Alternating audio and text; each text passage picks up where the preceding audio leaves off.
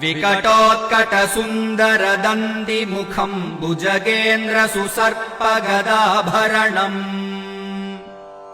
गजनीलगजेन्द्रगणाधिपतिम् प्रणतोऽस्मि विनायक हस्तिमुखम् सुरसुरगणपतिसुन्दरकेशम् ऋषिगणपतियज्ञसमानम् भव गणपति पद्मशरीरम् जय जय गणपति दिव्य नमस्ते